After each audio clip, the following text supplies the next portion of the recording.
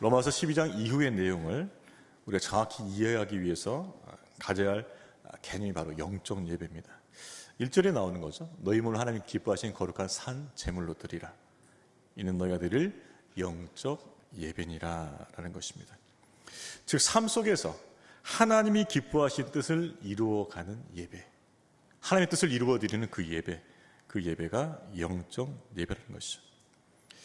첫 번째는 지체와의 관계를 살펴봤어요. 지체, 교회 안의 지체, 다르다, 다양하다. 그러나 우리의 풍성함을 준다. 그 다양한 은사들이 모여서 사랑 안에서 교회를 세워간다. 영적 예배죠. 자, 그 다음에 우리가 살펴보았던 것은 세상에 있는 이웃과의 관계였다. 함께 울고 함께 웃고 공감하라. 특별히 살펴보았던 것은 원수와의 관계였어요. 원수와 관계. 자신이 심판하지 말고 하나님께 맡기라. 하나님의 진노하심에 맡기라는 것이죠. 그런 가운데 그 이웃의 피로가 내 눈앞에 보여졌다면 그 피로를 채우라는 것이죠. 그래서 사랑의 빛을 지게 만들고 부끄럽게 만들고 그래서 회개하게 해서 하나님께로 돌아올 수 있도록, 관계 회복될 수 있도록, 그것이 영적 예배, 즉 선으로 악을 이기는 것, 이것이 영적 예배라고 배웠어요. 자, 그러면서 오늘 본문을 보게 되면은 이 지형이 좀 더 넓어진 것을 알 수 있어요. 지체, 세상에 있는 이유, 이제는 국가로 넘어갑니다. 국가. 우리가 국가의 그 단위 안에서 살고 있거든요. 나라의 단위, 우리는 어디 대한민국, 혹시 필리핀으로 되시는 분도 계시겠죠? 그 국가의 구성원으로서 존재하는 말이에요. 그래서 국가의 관계를 어떻게 할 것인가, 이 부분을 오늘 살펴보길 원한다는 것이죠.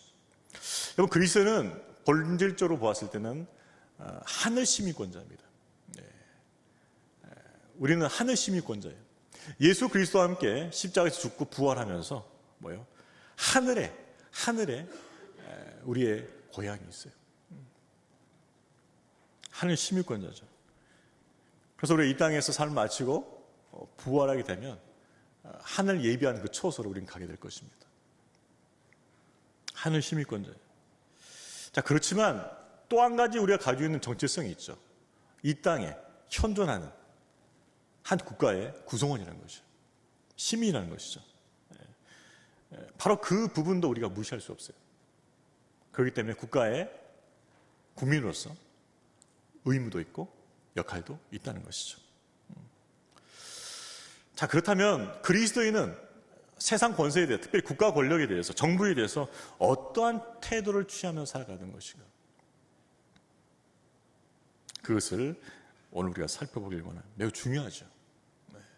국가와 어떤 관계를 맺는 것인가? 교회는, 성도는 국가와 어떤 관계를 맺어야 되는가? 이것을 오늘 살펴보길 원합니다. 자, 우리 1절 말씀 먼저 같이 읽을까요? 시작. 각 사람은 위에 있는 권세들에게 복종하라. 권세는 하나님으로부터 나지 않음이 없나니 모든 권세는 다 하나님께서 정하신 바라. 자, 국가가 이루어질 3요소가 있어요. 국민, 주권, 영토입니다. 이 세 가지가 있어야만 국가라고 불리울 수가 있겠죠. 자, 그렇지만 이 세 개만 있다고 되는 건 아니에요. 국가를 다스리는 통치가 있어야 되죠. 통치자가 있어야 돼요. 그러니까 국가는 반드시 통치자를 가져야 하는 것이죠. 그러면 통치자는 어떻게 세워지는가? 일반적인 민주국가에서는 선거를 통해 세워집니다. 그죠? 내년 4월 총선이 있으니까 우리가 부재수 선거를 먼저 하는 거잖아요. 선거를 통해 이루어져요. 그럼 사람들이 생각할 때 어떻게 생각합니까? 아, 내가 뽑았다. 우리 표로 뽑았다. 이렇게 생각할 수 있겠죠. 근데 성경은 그렇게 말하지 않는다는 것이죠. 비록 선거를 거쳐서 국민의 투표를 통해서 대통령이 세워지고 국회의원이 세웠다 할지라도 결국 그들을 세운 분은 하나님이시라는 것이죠. 이게 성경적인 관점이에요. 비록 투표가 이루어졌습니다. 한 사람 한 사람의 그 민심이 모여 투표가 이루어졌어요. 하지만 그 투표를 주관하시고 그 투표를 통해서 통치를 세우시는 분은 우리 하나님이신 줄로 믿으시기 바랍니다. 그 투표라는 방법을 통해서, 그 투표라는 과정을 통해서 하나님께서 세우고자 하시는 사람을 세우신다는 거예요. 하나님께서. 그래서 모든 권세는 하나님께로부터 나온다라고 말할 수가 있는 것이죠. 그렇습니다. 국가 통치자의 권세는 사람에게 나오는 것이 아니에요. 하나님께로부터 나온다는 것이죠. 1절에 분명히 말씀하고 있습니다. 권세는 하나님으로부터 나지 않음이 없나니 모든 권세는 다 하나님께서 정하신 바라. 그러니까는 하나님께서 통치자들을, 권세자들을 세우신다는 것을 알 수 있어요. 하나님께서 직접 통치할 수 있겠죠. 그러나 하나님 그 방법을 택하지 않으시고 인간을 통치자로, 대리자를 세워서 하나님께서 통치하신다는 것이죠. 자, 그러나 우리가 기억할 것은 이것입니다. 그럼 어떠한 사람을 통치자로 세우는가? 어떠한 사람을? 우리는 통치자들은 다 그만한 어떤 인물됨, 그만한 능력, 어떤 그만한 수만 대한 모든 조건들을 다 갖춘 사람이 세워진다고 생각할 수 있겠어요. 그럴 수도 있겠고 그럴 수 않을 수도 있는 거죠. 통치자들이 다 그만한 인물됨과 정치적 능력이 있어서 권세를 가진 것은 아니에요. 결정적인 것은 무엇입니까? 하나님의 주권적인 뜻입니다. 뜻이요. 비록 부족해도, 그만한 그릇이 못 돼도, 능력이 부족할 수도 있어요. 그런데 하나님의 주권적인 그 권세 때문에 세워지는 것이에요. 그것이 하나님께서 세우신 권세라는 것이죠. 자, 그렇다면 우리는 어떤 태도를 가져야 할까요? 하나님께서 세우신 권세이기 때문에 뭐요? 순복하는 것이 마땅하다. 원칙적으로는 하나님께서 세우신 권세이기 때문에 순복하는 게 맞다는 것이죠. 바로 그것을 우리에게 얘기하고 있는 것이죠. 자, 우리 2절 말씀도 같이 읽어볼까요? 시작. 그러므로 권세를 거스르는 자는 하나님 영을 거스름이니 거스르는 자들은 심판을 자처하리라. 그렇죠. 권세가 뭐요? 하나님께로도 나왔기 때문에 하나님께 세우신 그 권세에 대해서 뭐요? 순복하는 게 마땅하죠. 거스르면 누구를 거스르는 거예요? 그를 세우신 하나님을 거스르는 거예요. 그래서 심판을 자처하게 된다는 것이죠. 네. 하나님께서 모든 권세를 세워주시기에 그 권세에 복종하는 것이 맞다는 것이죠. 그리고 그를 거스리는 것은 하나님을 거스린다는 것을 분명히 알아야 돼요. 네. 성경에 보게 되면 하나님께 세우신 권위에 대해서, 권세에 대해서 거역하여 심판을 당한 경우들이 많이 나와요. 모세가 이스라엘 백성을 위한 영도자로 세워졌을 때 몇 번의 시도가 있었죠. 가장 가깝게는 자기 누나 미리암도 선지자였습니다. 시기심이 생긴 거예요. 모세, 하나님께서 너에게만 말씀하신 거 아니다. 우리에게도 말씀하셨다. 우리도 하나님의 임재를 경험하고 있다. 근데 너 너무 잘난 체하는 것 같다. 대드는 거죠. 모세는 그렇지 않았거든요. 늘 기도하면서 하나님 뜻을 묻고 그렇게 이스라엘 백성 인도해 왔어요. 근데 미리암이 시험에 든 거죠. 그렇게 따지면서 했을 때 하나님께서 어떻게 심판하셨습니까? 나병에 걸려있어요. 나병. 일주일 동안만. 그래서 이스라엘 진 밖에 있다가 들어왔죠. 아주 크게 반역이 일어났어요. 고라 일당이 무리를 선동해가지고 반역을 일으켰죠. 이들은 레위인이었습니다. 레위인은 성막에서 봉사하는 사람들이요. 하나님 가까이 있는 자들이죠. 그것도 감사해야 되는데 모세의 자리가 탐났던 거예요. 모세의 자리가 탐나서 모세 너가 뭔데 우리를 이렇게 저렇게 하느냐라는 것이죠. 그래서 고라 일당이 무리를 선동해가지고 모세를 대적하게 합니다. 근데 이것이 어떤 결과였습니까? 하나님을 대적하는 것이었어요. 하나님께 세우신 모세를 대적했기 때문에 하나님을 대적한 것이죠. 결과는 어떻게 됐어요? 땅이 갈라지면서 고라 일당의 모든 가족이 땅에 묻히게 되는 그 결과를 가져왔었죠. 하나님께서 왜 고라 일당을 이렇게 무섭게 심판하셨을까? 그것은 무리를 선동했기 때문이에요. 무리를 선동해서 그 무리들이 하나님을 대적하게 만들었기 때문이죠. 그래서 하나님께서 심판을 내리신 것이죠. 여러분 그렇습니다. 여러분 우리가 가지고 있는 우리 안에 있는 그 연약한 죄성 중에 하나가 뭐냐 그러면은 권세에 대해서 반하고자 하는 마음이 있어요. 거역하고자 하는 마음. 우리 위에 있는 권세에 대해서, 리더들에 대해서 우리가 불만을 품을 수 있겠죠. 이런 부분들인데 저런 부분들 불만을 품을 수 있겠어요. 그죠? 그럼 어떻게 돼요? 그리스도인은 기도해야 되죠. 기도하면서 이 부분에 하나님께 올려드리고 하나님의 은혜를 구하고 하나님의 도우심을 구하고 은혜 안에서 바로 세워지길 원하고 이렇게 믿음으로 가야 되는 거예요. 그런데 우리 안에 그 죄성은 어떤 거냐면은 그 권세를 제거하고 싶은 거예요. 여러분, 권세의 연약함을 가지고 기도하면서 그 권세가 바르게 역할을 할 수 있도록 돕는 것과 그 권세를 제거하고 싶은 마음 다른 겁니다. 이거는 구별해야 돼요. 하나님께서 심판하시는 것은 어떤 거냐? 바로 이 후자예요. 하나님께서 세우신 권세가 연약하고 부족할 수 있고 때로는 잘못할 수 있겠지만은 그것을 통하여서 좀 더 바르게 나아가고자 하는 것이 아니라 그 권세를 제거하고 싶은 거죠. 이게 바르는 거예요. 이게. 그런데 우리가 가지고 있는 죄성에 이런 게 있단 말이에요. 내 마음에 안 드니까, 나랑 안 맞으니까 뭐요? 위에 있는 권세를 내가 제거하고 싶은 거예요. 제거하고 싶은 거예요. 그것이 하나님을 거스르는 것이죠. 이것은 교회뿐만 아니라 사회, 기업 다 적용돼요. 국가에도 적용되는 거죠. 모든 권세는 하나님께 세우셨다는 그것을 우리가 분명히 믿는다면은 우리가 쉽게 함부로 지나치게 해서는 안 된다는 것이에요. 그렇죠? 그래서 우리는 그 권세를 인정하고 권세에 복종하는 훈련이 돼야 돼요. 훈련이 돼야 됩니다. 이거는 교회에서부터 잘 배워야 돼요. 교회에서부터 잘 배워야 됩니다. 교회에서 잘 배워야만 사회에 나가서 이걸 적용하는 것이에요. 저와 여러분은 우리 위에 세워진 모든 권세가 하나님께 세우신 권세를 인정하고 순복할 수 있기를 주님을 축원합니다. 이게 원칙적인 방향이에요. 방향.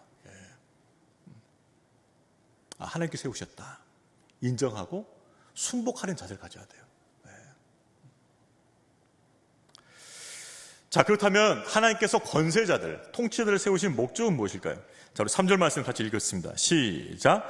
다스린 자들은 선한 일에 대하여 두려움이 되지 않고 악한 일에 대하나니 내가 권세를 두려워하지 아니하려느나 선을 행하라. 그리하면 그에게 칭찬을 받으리라. 하나님께서 통치자들을 세우신 목적은 뭐예요? 선을 행하는 거죠. 그 통치자들이 선을 행하고 그 통치를 받는 국민들이 또한 선을 행하는 것이죠.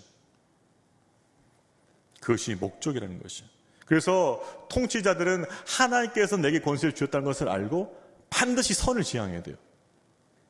그리고 국민들은 그 통치자의 지도를 받아서 반드시 선을 또 지향해야 되는 것이죠. 그것이 국가와 통치자를 세우신 하나님의 목적이라는 거죠. 따라서 하늘의 시민권자이지만 이 나라의 백성인 국민인 우리도 뭐예요? 선을 행하는데 힘을 써야 된다는 거죠. 여러분, 성도는요 그저 악을 저르지 않고 하는 그 소극전에 머물러서는 안 돼요. 뭐예요? 적극적으로 선을 행하는 거예요. 국가에 도움이 된다면, 국가의 발전이 된다면, 국가의 유익이 된다면 선을 행해야 되는 거예요.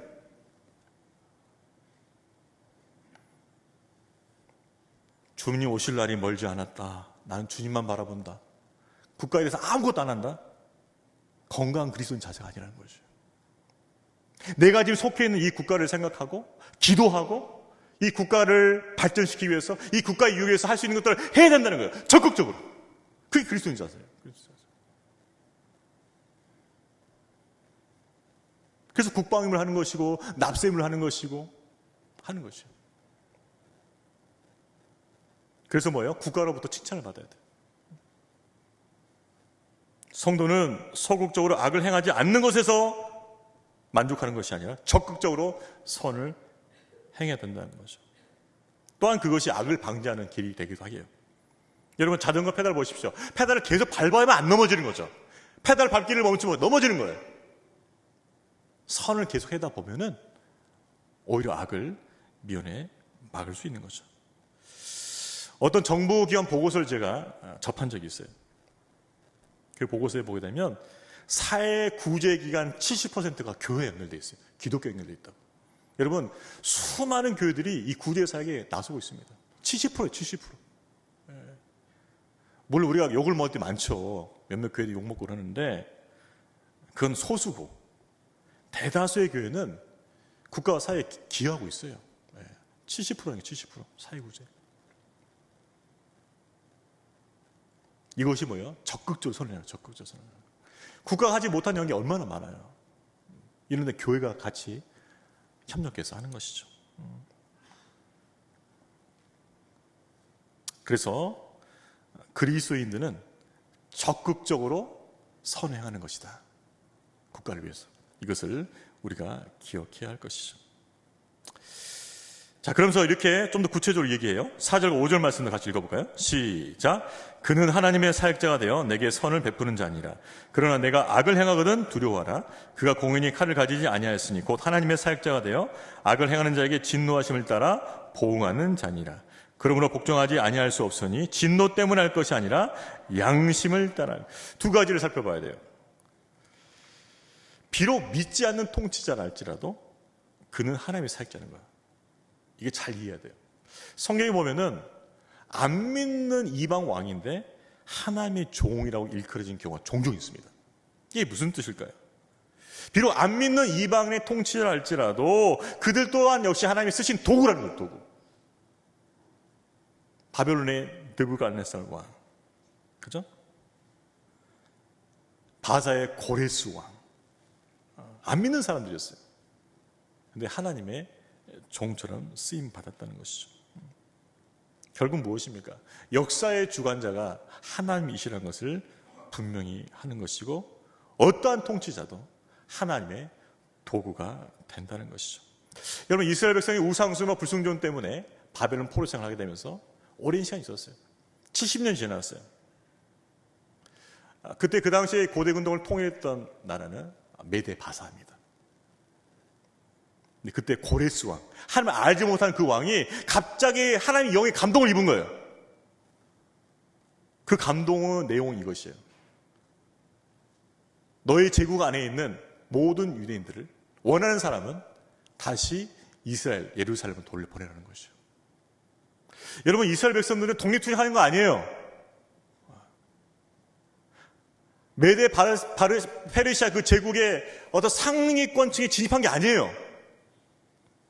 여전히 피지배층이고 여전히 밑바닥이었어요.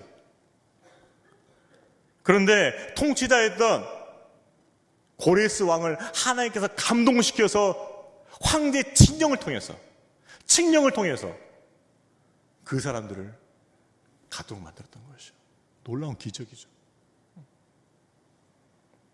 그래서 하나님의 사역자란 말이 쓰임받을 수 있고 하나님의 종이란 말을 우리가 이해할 수 있는 것이죠.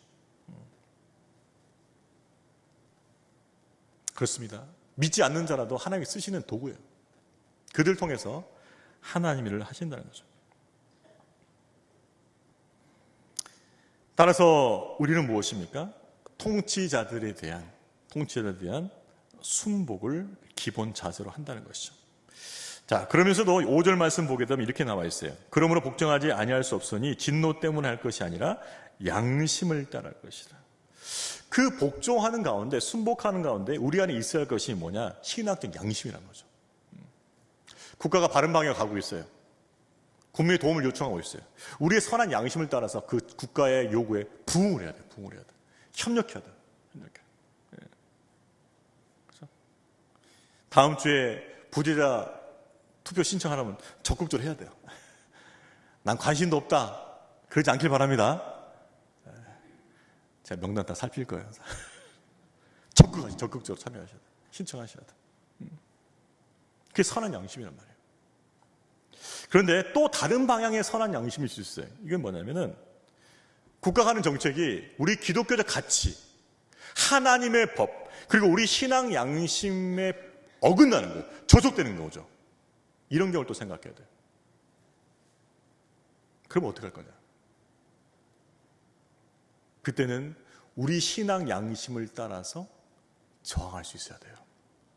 저항해야 되는 거예요. 평화적 방법을 저항해야 돼.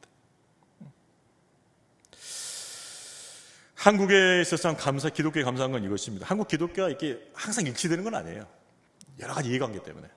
감사한 건 뭐냐면 차별금지법을 통과 반대하는 건 일치해요. 이게 굉장히 중요한 것이에요.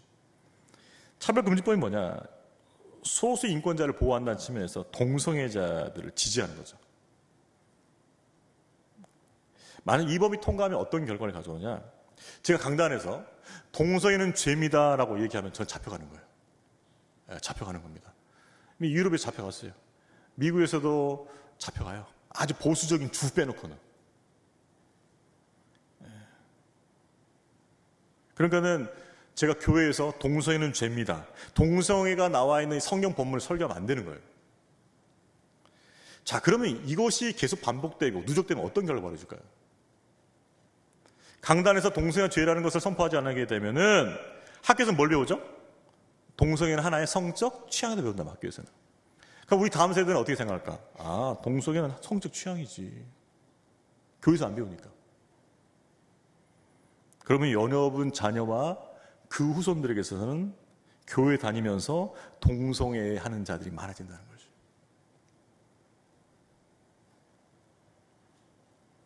뻔해요. 뻔히 보이는 결과예요. 그래서 죽기 살기로 막는 거예요, 지금. 법안 올라가면 막 전화하고 탄원서 올리고 몇십 명씩 모이잖아요. 하는 게 바로 그 이유 때문에. 절대 통과하면 안 되거든요, 이거는. 지금까지 잘 막아냈어요. 앞으로 계속 막아내야 돼요. 우리 기독교의 가르침과 신앙 양심에 심히 어긋나는 법안이기 때문에 함께 힘을 모아서 저항해야 되는 거죠. 저항해야 되는 거예요. 이것이 우리 신앙 양심이에요. 신앙 양심. 정리해보면 이런 것이죠. 국가가 바른 방향으로 가고 있을 때는 반드시 협력해야 돼요. 그러나 우리 기독교 가치와 신앙 양심이 어긋나고 있으면은 평화된 방법으로 저항해야 돼요. 저항해야 돼요. 그죠?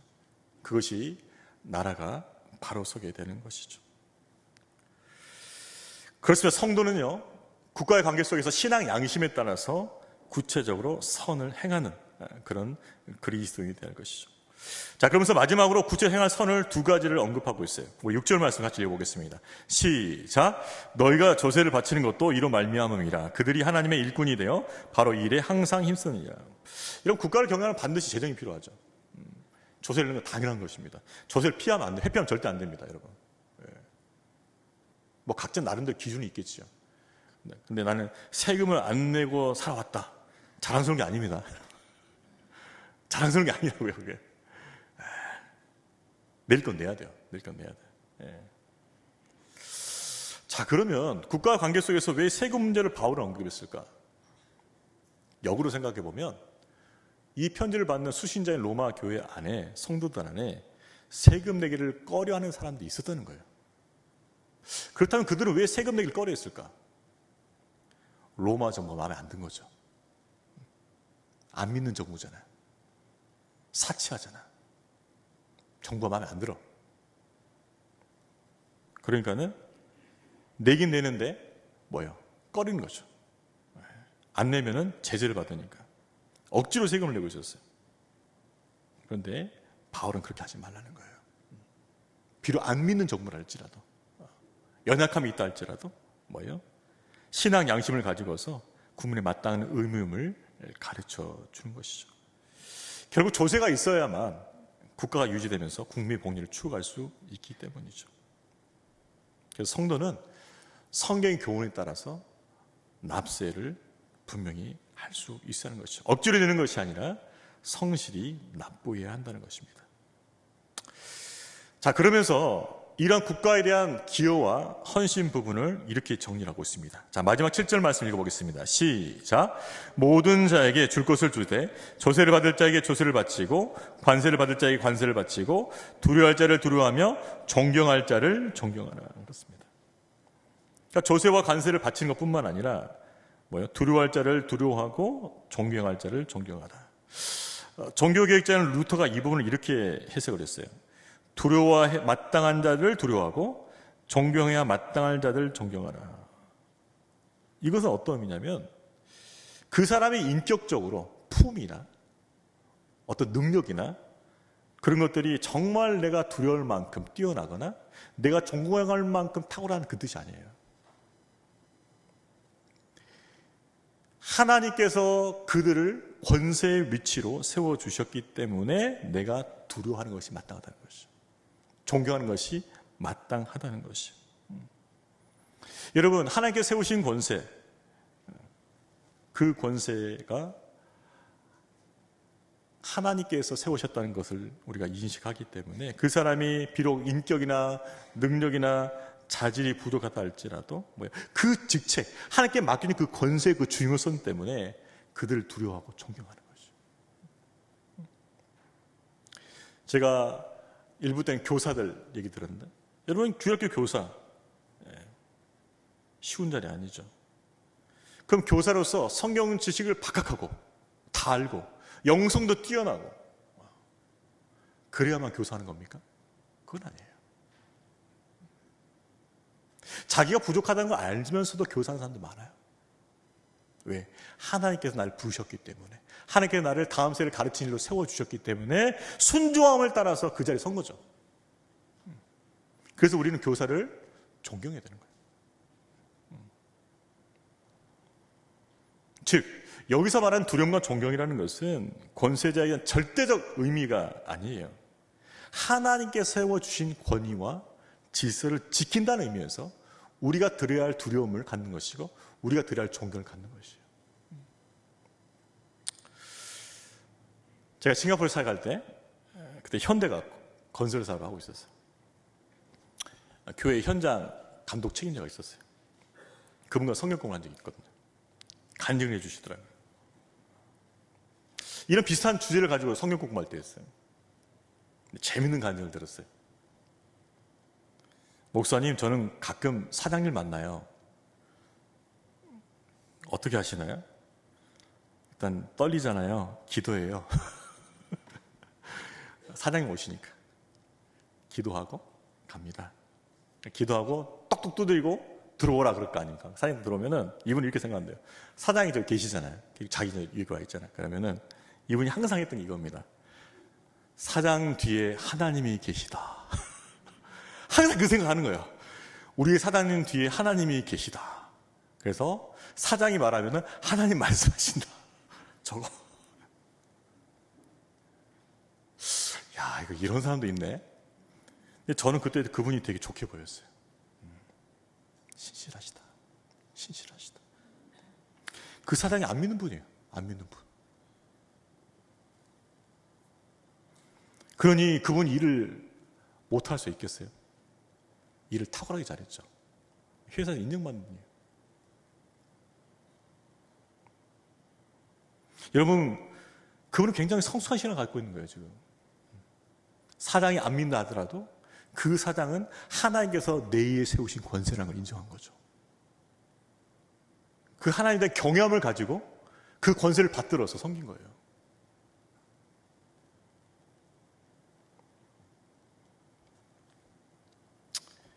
바로 그 의미예요. 그 의미. 그 사람의 인격과 능력과 성품을 떠나서 하나님께서 그 자리에 세워주셨다는 그것, 그에게 그 권세를 주셨다는 그것을 가지고 합당한 두려움을 내가 갖고 합당한 존경을 내가 드린다는 것입니다. 여러분, 다음 주에 대성원에서 선거관리 영사님 모십니다. 잘 협조해 주시길 주의 이름으로 축복합니다. 말씀 잘 들었으면 이제 할 거죠, 그죠? 왔는지 안 왔는지 관심도 없고 그냥 한번 따라해 보겠습니다. 잘 오셨습니다. 환영합니다. 잘 도와드리겠습니다. 그렇게 할 수 있길 바랍니다. 그래서 우리 선거관리 영사님이 소문내길 바랍니다. 연합교회는 따뜻하게 맞아주더라. 일도 잘해주더라. 깔끔하게 해주더라. 그것이 합당한 두려움과 존경인 거예요.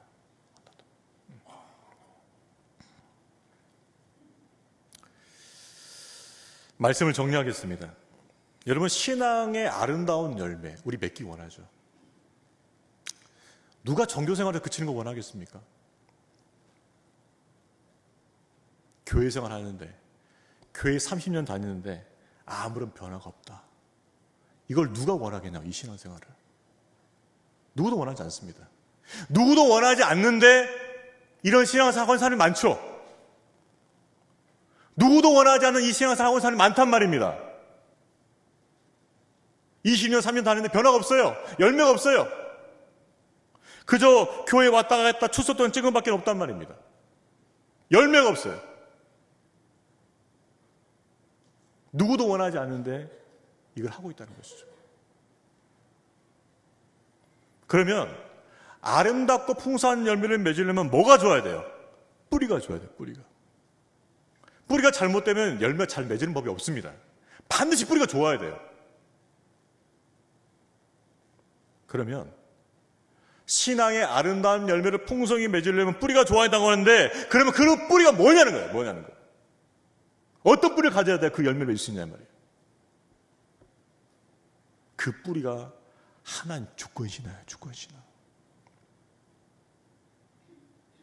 하나님이 모든 만물을 통치하시는 주권자가 되신다. 내 삶의 모든 것을 다스리시는 주권자가 되신다.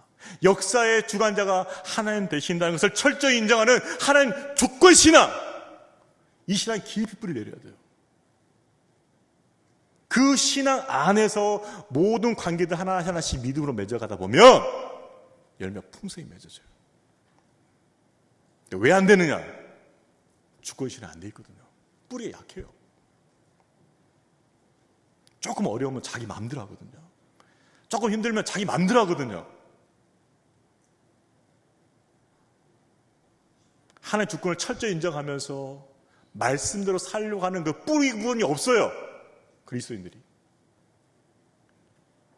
그러니까 조금만 힘들면 휘청휘청하니까 뿌리가 경고에 서지 못하는 거죠. 욥이 왜 그 극심한 고난을 이겨낼 수 있었어요? 하나님 주권 신앙이 뿌리가 깊이 내렸기 때문에 그 고난을 뚫고 나온 거죠.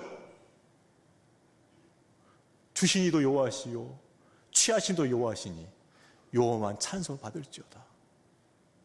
이 여호와의 이 주권 신앙 깊이 뿌리를 내렸기 때문에 승리한 거 아닙니까?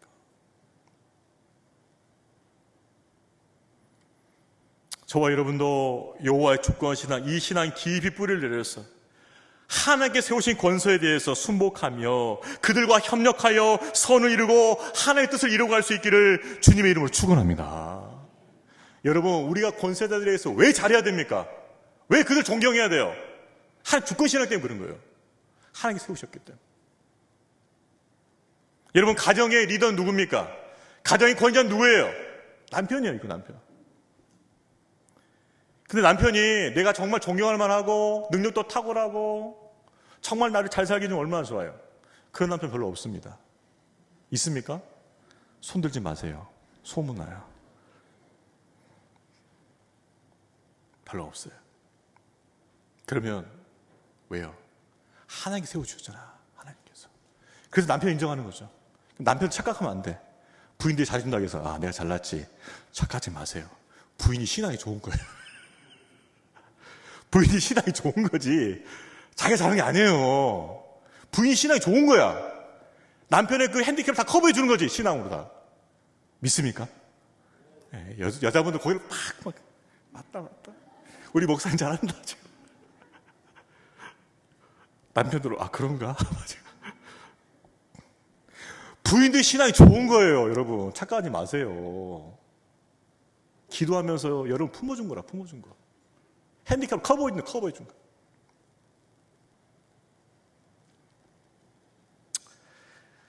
하나님의 주권을 인정하기 때문에 그분이 세우신 권세를 우리가 존경하는 거죠. 그래서 남편도 품어주고 교회 직분도 품어주는 거예요. 교회 직분 날도 교만하면 절대 안 돼. 성도들이 날 더 이해해 주는구나. 성도들이 날 이해심을 갖고 따라주는 거 이렇게 생각해야지. 내가 잘하고 있다 이렇게 생각하면 안 되는 거예요.